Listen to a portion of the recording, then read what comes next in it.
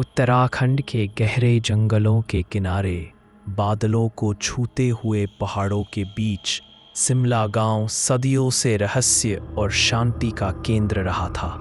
गांव के हृदय में स्थित पनिया नौला सिर्फ पानी का स्रोत नहीं, बल्कि अनगिनत कहानियों और दबी हुई भावनाओं का गवाह था। इसका पानी जो दिन में अमृत जैसा लगता था, रात के अंधेरे में एक अजीब सी चमक लिए होता था। गांव में एक रहस्यमयी हवेली थी जो बरसों से खाली पड़ी थी। लोग कहते थे कि उसमें एक शापित दर्पण है जो कभी एक सुंदर राजकुमारी का था। राजकुमारी की असामयिक मृत्यु के बाद उसकी आत्मा उस दर्पण में कैद हो गई थी। एक शरारती लड़का विक्रम गांव के अन्य बच्चों को डराने में बड़ा मजा लेता था। एक दिन उसने पनिया नौले के पास खेलते हुए एक अजीब सी चमक देखी। झाड़ियों के पीछे उसे एक छोटा सा प्राचीन दर्पण मिला। दर्पण की कांच धुंधली थी, लेकिन उसके किनारे पर रहस्यमय नक्काशी की गई थी। विक्रम ने दर्पण उठाया, उसे साफ किया और जैसे ही उसकी धुंधली सतह पर थोड़ी चमक आई, उसे एक ठंडी लहर महसूस हुई। दर्पण में उसे अपनी धुंधली सी परछाई के साथ एक और अस्पष्ट आकृति दिखाई दी जो पलक झपकते ही गायब हो गई। वह दर्पण लेकर भागा और अपने दोस्तों को दिखाया। सभी बच्चे उस प्राचीन वस्तु को देखकर चकित थे।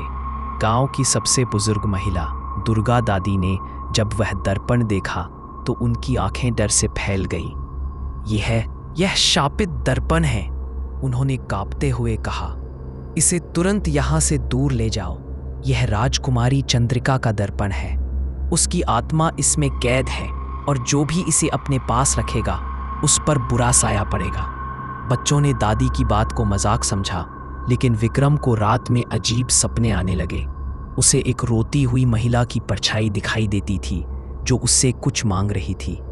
दिन में भी उसे ऐसा लगता था जैसे कोई उसका पीछा कर रहा हो। धीरे धीरे गांव में अजीब घटनाएं होने लगी। लोगों के सामान गायब होने लगे, जानवरों का व्यवहार बदल गया और रात में नौले के पास अजीब सी फुसफुसाहटें सुनाई देने लगीं। गांव वाले डरने लगे और उन्होंने इन बुरी घटनाओं के लिए उस दर्पण को जिम्मेदार ठहराया। एक रात विक्रम डर के मारे पनिया नौले की ओर भागा।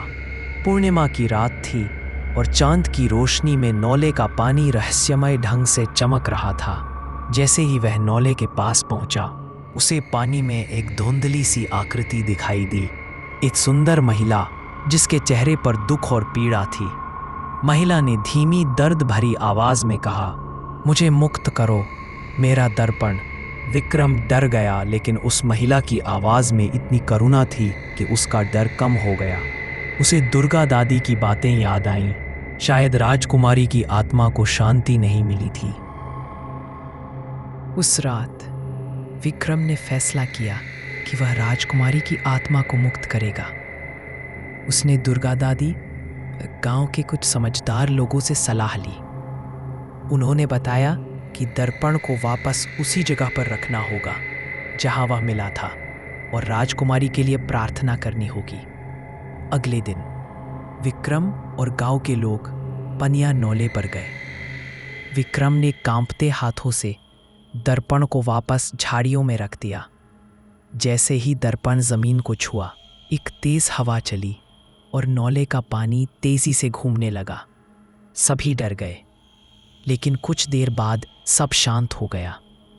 उस रात किसी को भी कोई बुरा सपना नहीं आया और ना ही कोई अजीब आवाज सुनाई दी। धीरे धीरे गांव में शांति लौट आई। लोगों का मानना था कि राजकुमारी चंद्रिका की आत्मा को आखिरकार शांति मिल गई थी। लेकिन कुछ लोग आज भी पूर्णिमा की रात को पनिया नौले के पास एक धुंधली सी परछाई देखने का दावा करते हैं, जो शायद उस राजकुमारी की आखिरी विदाई हो।